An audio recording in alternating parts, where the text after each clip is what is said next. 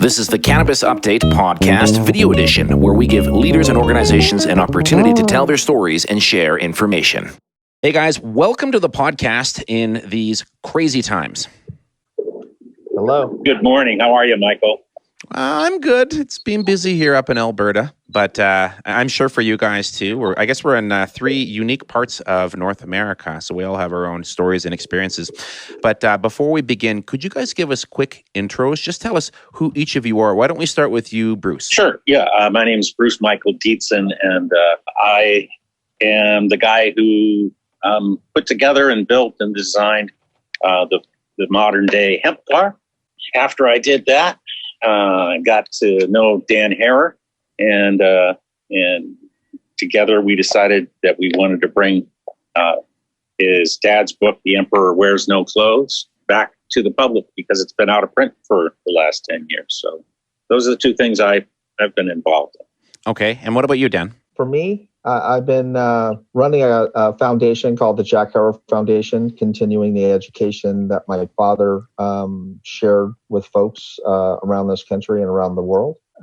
Opened a cannabis company here in California.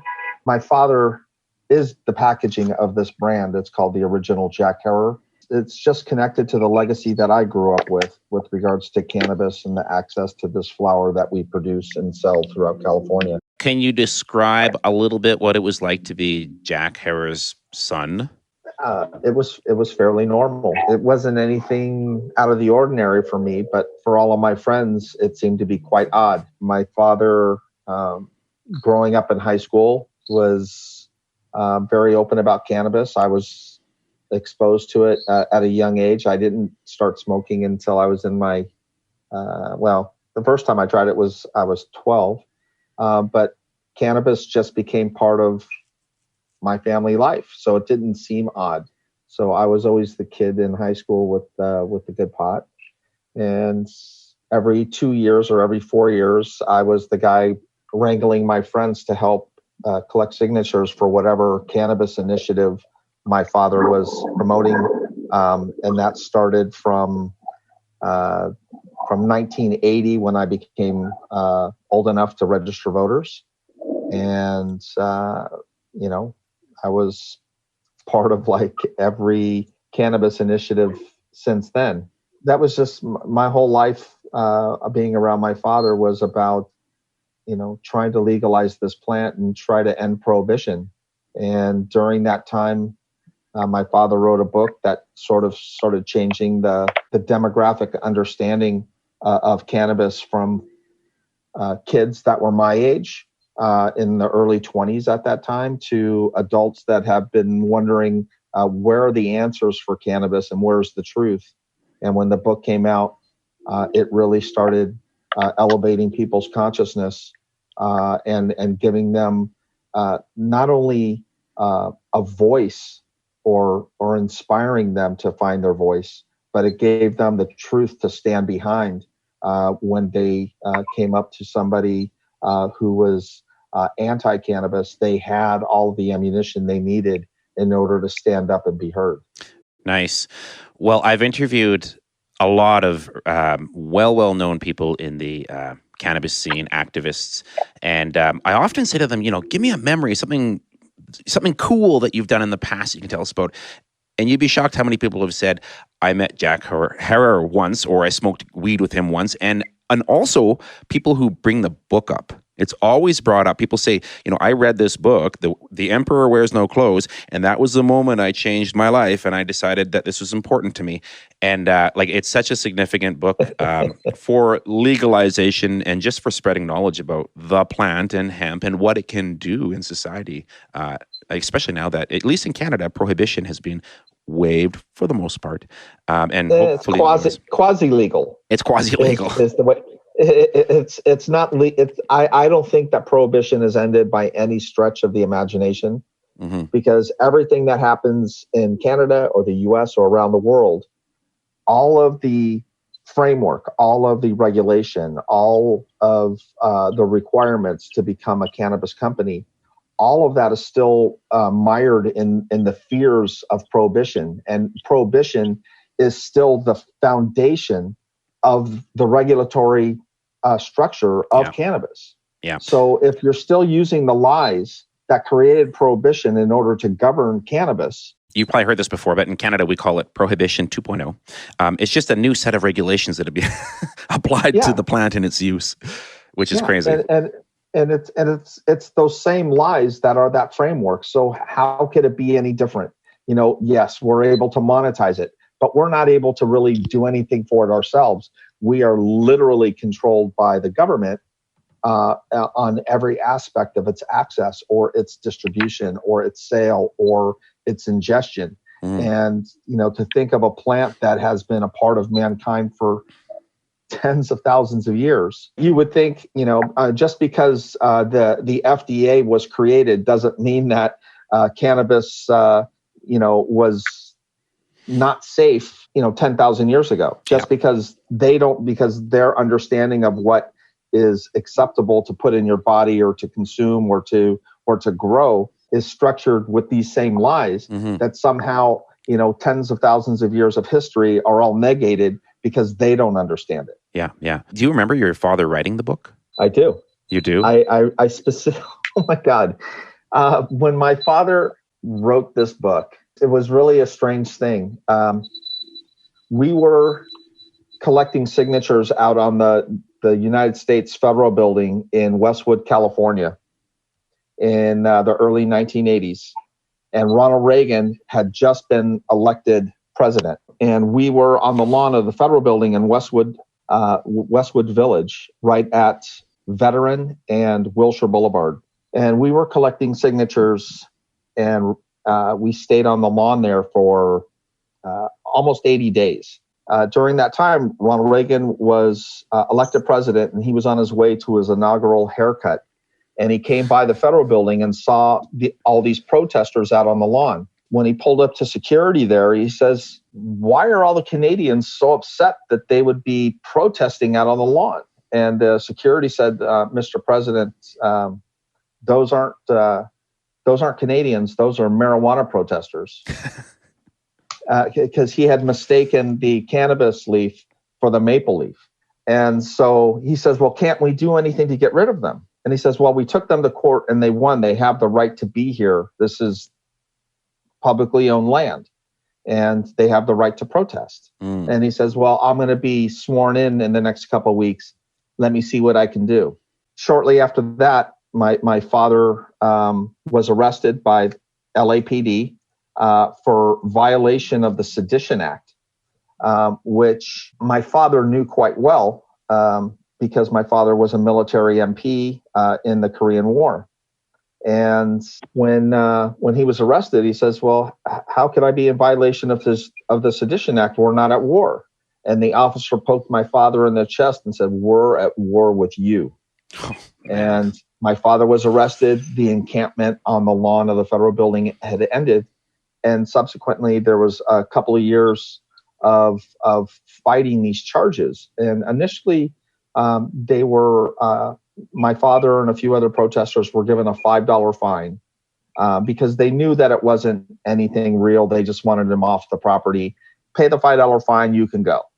Well, my father would not pay the $5 fine. He would not admit that he was in violation of anything. He thought that what they were asking was completely un-American, that they would try to divert their rights or take away their rights to protest peacefully. And after about 3.5 years of going through the appellate courts, he was finally sentenced to federal prison for registering voters to vote and collecting signatures. So he was sentenced to Terminal Island in San Pedro. And he wrote to us and said, "Hey," he called us and he says, "Hey, I want to write some things down.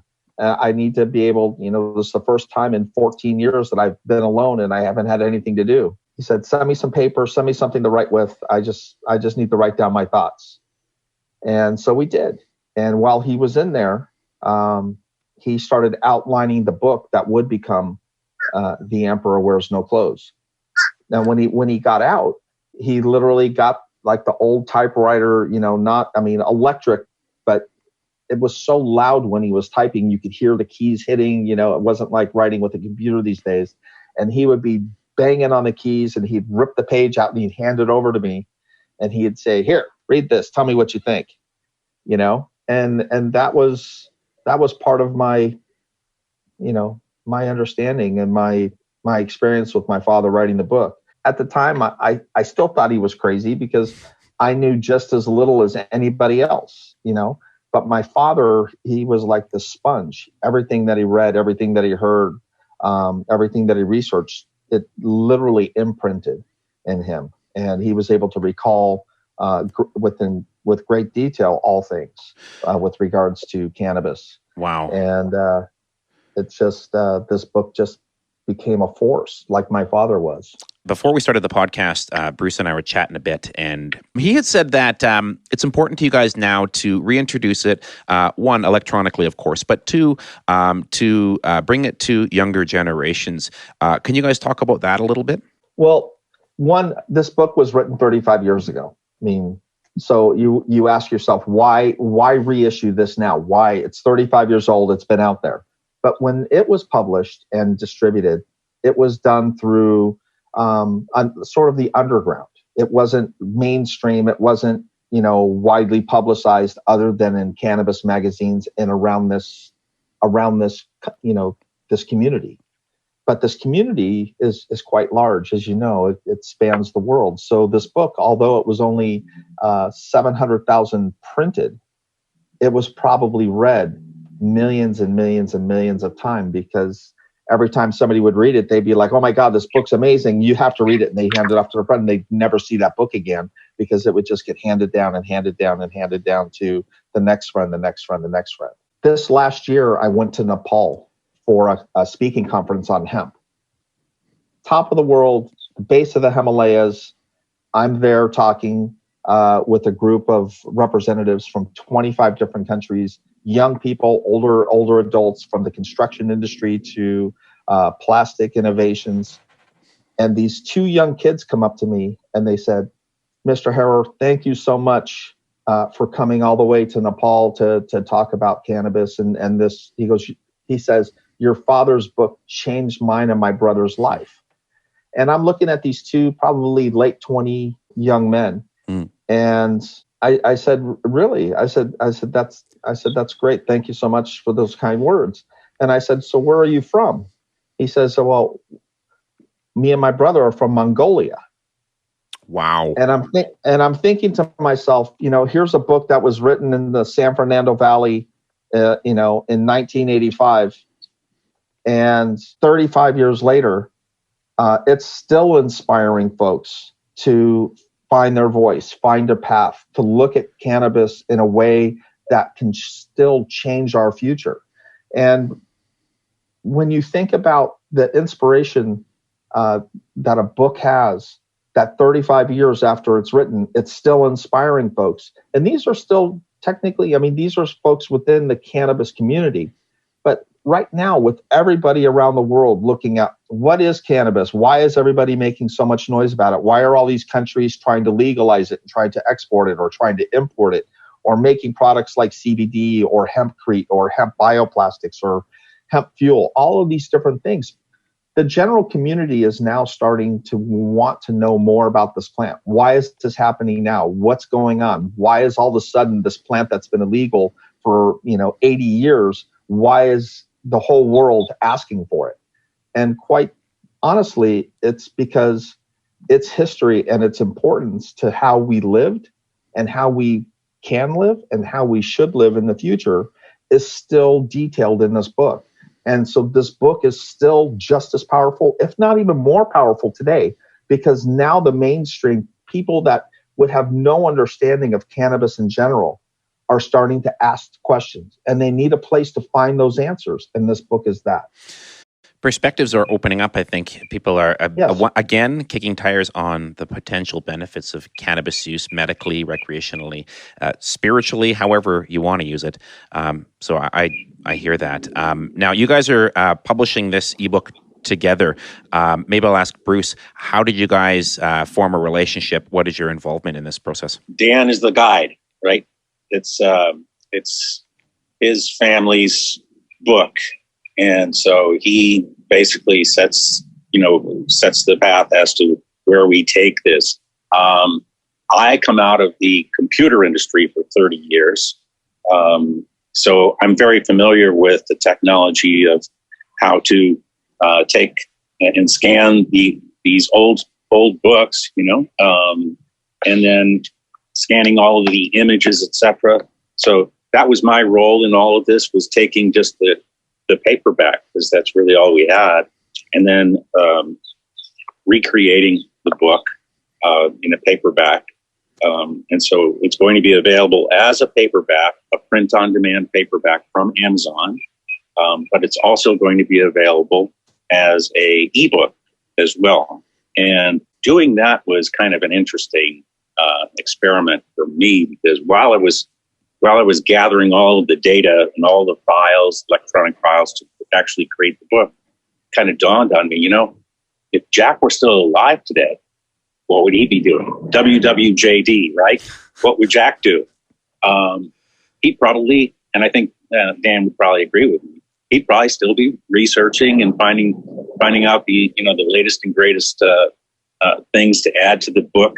And he would probably embrace this idea of an ebook that would have all sorts of links in it directly to videos, because there's so many videos that you can watch now, to podcasts like this one, to stories, to scientific studies, or what have you. So when you get a hold of the ebook, I think people are going to find that very interesting, because you can just be reading Jack's words from 35 years ago, and that's in black, and then all of a sudden you'll see this blue hyperlink to a new story that's come out in the last 10 years. So what we've decided to do together is to continue to update the book and make it a living document going forward, and even inviting readers, if they have an interesting story or something that they think should be added to the book, folks can send it to the email address that we have there. It's emperorupdates@gmail.com. And so we'll continually be looking at these stories, and if they're good stories and the information is well vetted, then we'll add it to the book. Well, ebooks are definitely the way of the future, and I was a holdout for a while. I definitely wasn't an early adapter, but over the last couple of years, if I want a book these days, I just go on one of many apps and download it to my phone. And once you get used to looking at it on a screen about that big, you go, this is not so bad. And, you're not, it's better for the environment. It's less expensive. So, naturally, I think ebook is the way to go with this. The thing that I like about it, when I'm in conversations with people, and they have a question about the history of cannabis, or some sort of question, I just flip open my phone and I quickly scroll to the right chapter that Jack wrote, and I say, here's the story. And, they go like, well, where did that come from? When I flip back to the bibliography, and then I said, okay, here's the link. If you want to see that, we can pull it up too. So it's a walking dictionary, a walking encyclopedia about Britannica on the topic of cannabis and hemp. So anybody that's interested in it, they can help educate others just by pulling it out with their phone and say, this is the truth. Here it is. So it's kind of a nice thing. I look at this. It's a really exciting format, because you pick up this product, or you download this file, and it is a history book. But the fact that it does have these hyperlinks in it, it also becomes a book of right now. It becomes a book of the possibilities of tomorrow, because it's showing you right there in the book, through these hyperlinks, stories that were talked about when Henry Ford was building his car, that you can now click on a link that adjoins that and take them to what Bruce has done, or what Lotus has done, or look at how cannabis has become part of the automotive industry. Since 2002, BMW has been working with cannabis fibers in all of their cars. Since 2009, Mercedes-Benz also makes all of their door panels and a lot of the internal structures of the cars through cannabis fiber construction. So, all of these folks that are against cannabis or don't understand it, and many of them drive the Audis, the BMWs, the Mercedes, the Range Rovers, all of which now use modern day cannabis technology in order to make their products better, safer, more green. And, but these are the same folks that would drive these cars and then stand up and spend every bit of their effort fighting against the use of this plant in society. Yet when they're driving down the road, they're surrounded by its safety and its purpose. Yeah. And therein lies the irony. It is. It's extraordinarily, one, it's frustrating at times, but the truth is coming out, and cannabis is the future.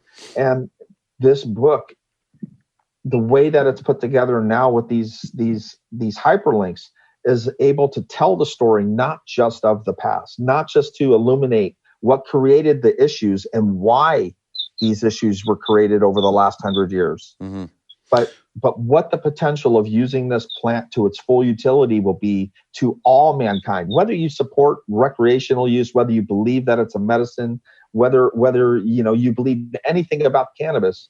The undeniable thing about it is that, like the shirt that I'm wearing now, this is cannabis. The hat that I'm wearing is made from cannabis.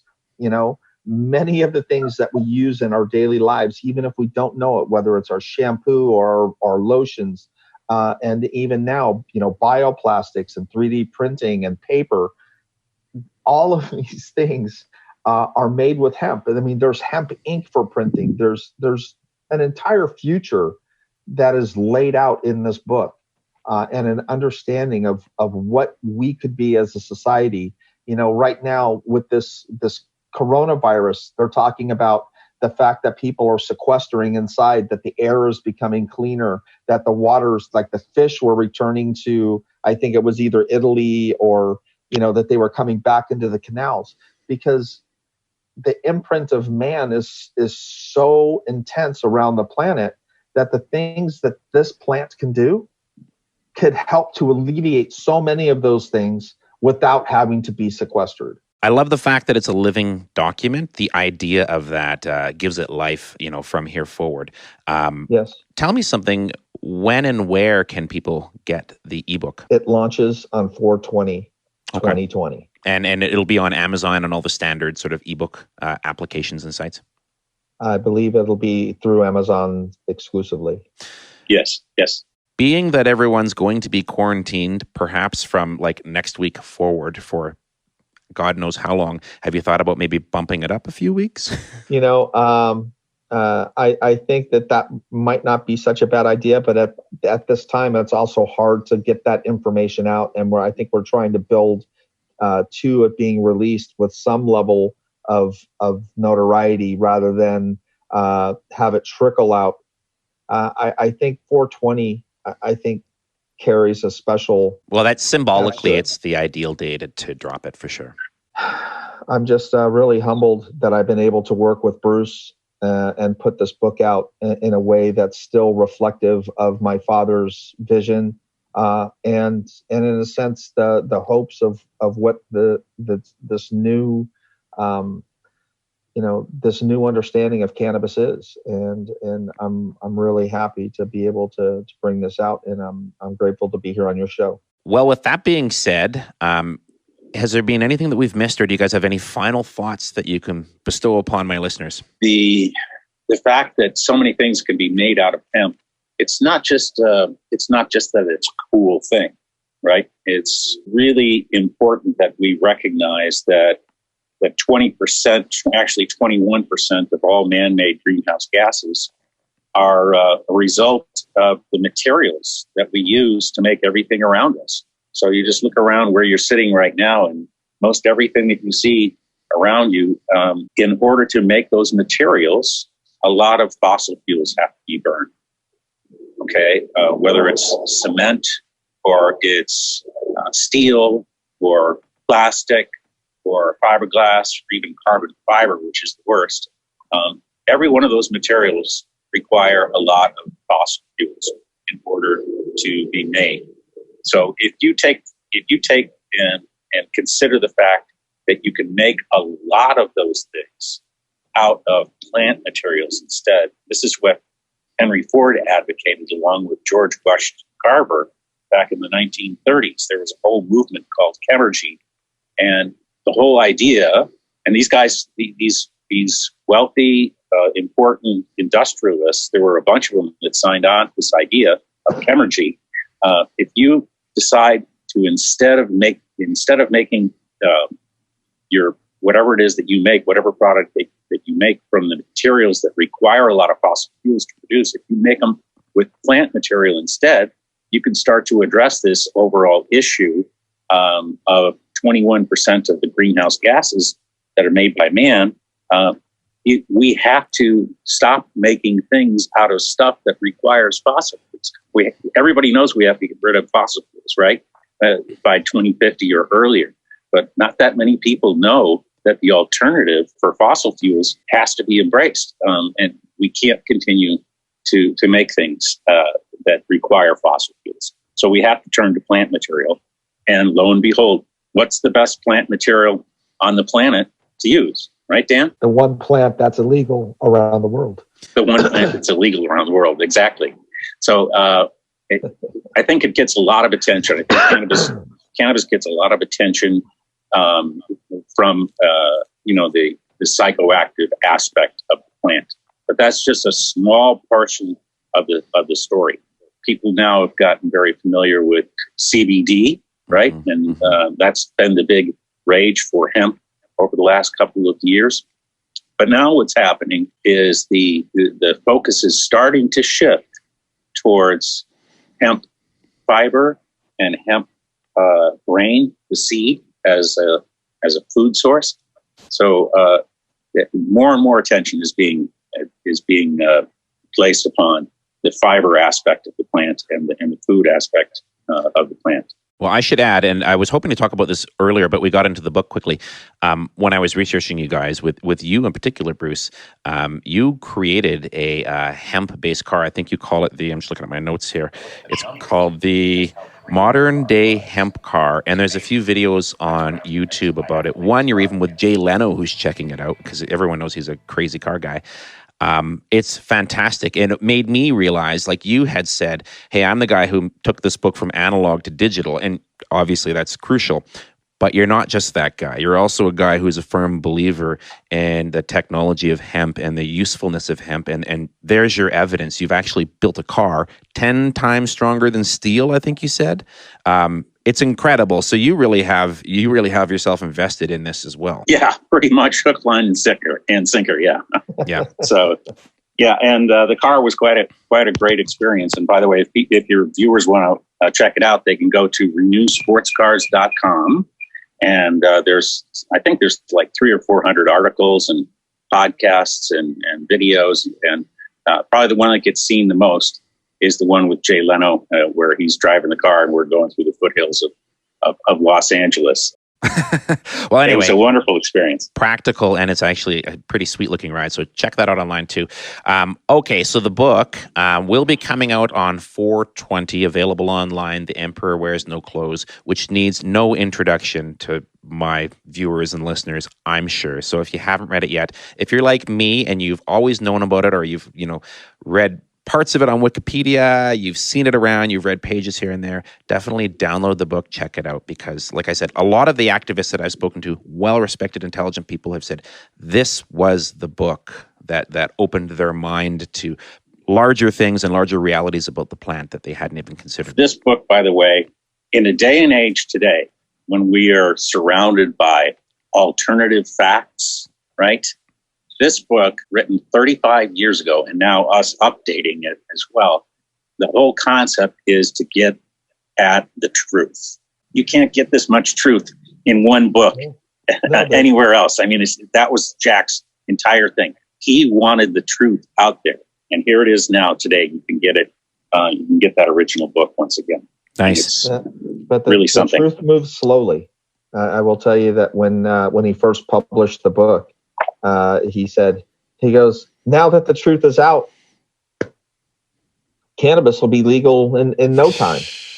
And, here we are 2020 and we're still trying to figure out how to implement this truth in a society that doesn't want to hear it. Yeah. And it's not that they don't want to hear it. It's just that when you have 80 years of a doctrine that is the loudest voice in the room is that of lies and falsehoods. And when your parents have grown up with those lies, and then you as a young adult or as a preteen grow up with those lies in your schools and in your in your curriculums, whether it's elementary school or high school or college, that the vernacular that we have is repeating the same things that were created for us to repeat. Yeah. And we're repeating these things without really knowing the source of where things went awry, where things changed, where the understanding of cannabis's importance then became demonistic.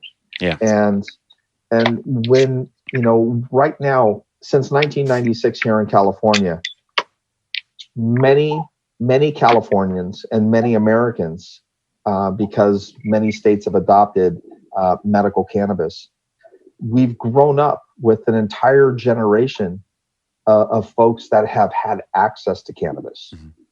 And they feel that because they've had access, that it must be legal, that people must understand. But the reality is that this is just for the most part, is from a personal use, whether it's personal medicine or personal recreation, and they're equating that with freedom. Yeah. But the reality is that cannabis today isn't free. Yeah. That the regulations are so structured and so maligned in their application, that cannabis industries and cannabis opportunities and possibilities are being they're being held back because we're still not able to embrace and use this plant to its full utility, because we have to fight every step of the way, whether it's FDA, you can't use it for animal feed, even though it's been used for animal feed for thousands of years. You can't use it for medicine because we don't understand it, even though it's been available for tens of thousands of years. You can't use it for construction because we don't understand its tensile strength, or even though it's been used for construction for all of these years. And the thing about this book, it's sort of like when you go to church and there's the choir that's singing, and right now the cannabis community is that choir. And a lot of times you start talking about history or what about cannabis, and people say, you're preaching to the choir. Well, today, the cannabis community, for the most part, especially the younger community, they might be part of the choir, but they don't know the songs, And this book is that songbook. This book is the thing that you can stand up.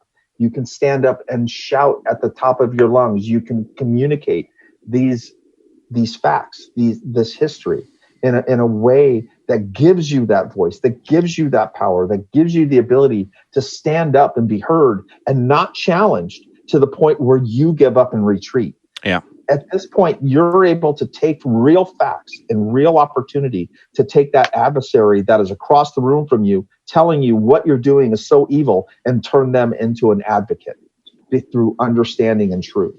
And this book still today, 35 years after its publication, is still the most powerful tool that we could possibly have in our arsenal to fight this ignorance that we're still compelled to have to deal with. Perfectly said, man. It makes perfect sense, and I can't wait for people to hear this interview. I want to say thank you to you guys for doing this with me, for taking the time. And I guess cautionary, please be safe. We're all in 3 different parts of the world. I think, Dan, you're on lockdown now. Is that right? 40 million We people? are. I work in radio. I manage a radio station here in Calgary. So I imagine I'll continue to go to work because we have to stay on air and deliver news. But these are going to be interesting times. So like I said, I'm looking forward to shutting in, should I have to, and reading the book. It's time I did it. So thank you so much. Yes, sir. Great. Many Thank you, blessings. Michael. Thank you, Michael. Take care. Thanks for listening to the Cannabis Update podcast. We do our very best to be as accurate as possible, but take no responsibility for inaccurate details or facts. If something interests you, we're glad to have brought it to your attention, but please take the time to research the details for yourself.